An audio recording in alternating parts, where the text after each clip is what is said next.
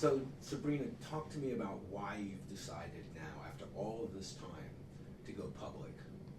I don't think I could live with myself for the rest of my life knowing exactly what happened, and in particular knowing that the US rendered an individual, Abu Omar, when they had no prosecutable evidence against him. And worse, after the rendition, it turned out there was a big misunderstanding between Cairo and Rome, because the Egyptians maintained that the only reason they issued an arrest warrant for him was at the behest of the Americans. As for the timing, as a federal employee, I decided that I would follow every possible option to report this wrongdoing that I could, till there was nothing left no other options available to me. So I went through the entire CIA internal options, from the Ombudsman to the Inspector General, and then for several years to the Congress of the United States, both intelligence committees, the Senate and the House. What I found in all this time was that there really is no process in place to investigate wrongdoing, but there is an incredibly effective process in place to facilitate a cover-up.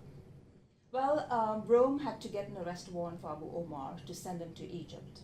The Egyptians had to accept him. The Egyptians did so at the behest of Castelli in Rome. They That never would be asked the the station chief, correct? And then that was done, and I guess Langley approved this whole exchange that went on, and then Abu Omar got rendered to Egypt.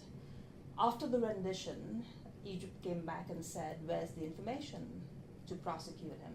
And the CIA station chief Castelli said, "I thought you had the information." And Rome said, and Cairo said, "No, we don't. We issued this arrest warrant on your behalf. We don't. So where is the information?" And that's why he was finally set free, because there was no prosecutable information, to get him convicted and put away.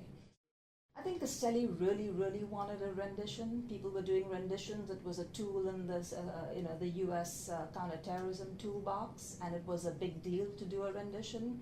But unfortunately, what happened was Castelli and the CIA never really followed what was in the framework. There's a framework for renditions. They have to be high-value targets, they have to propose a clear and imminent danger, and all the rest of it.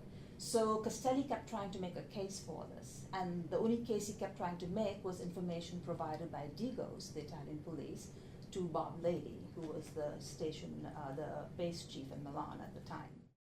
Did Abu Omar pose an imminent and dangerous threat to American lives?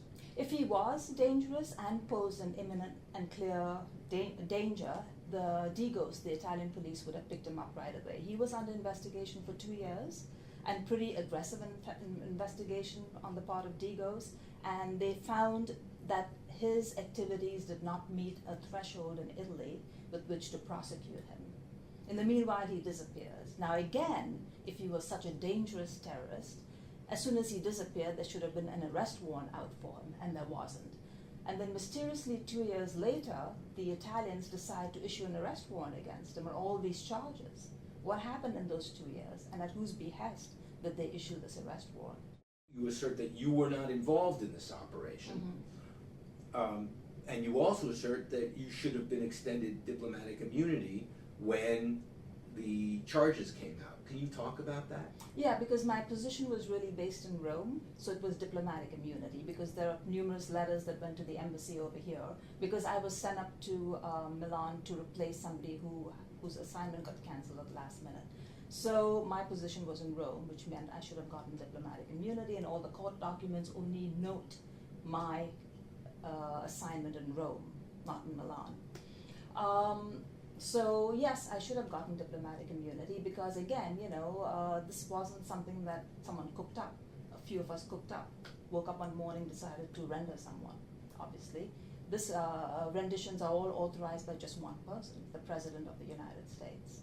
And the President of the United States has to acknowledge that this rendition took place. To date, he has not. And the Italian government has never pressed the US to acknowledge it either. Are you concerned about what could happen to you as a result of talking to me? Oh, absolutely. You've seen what's happened lately to anyone who's tried to come out and disclose anything in the truth. But I think what I've done, and I'm hoping that's been taken into consideration, is that I followed every single procedure available to me. That said, there is still the chance that, I could be prosecuted, I could be, I don't know, put away, someone could come after me. Yeah, I worry about that a lot. I've worried about that ever since I've been speaking to the press about this in the last few years.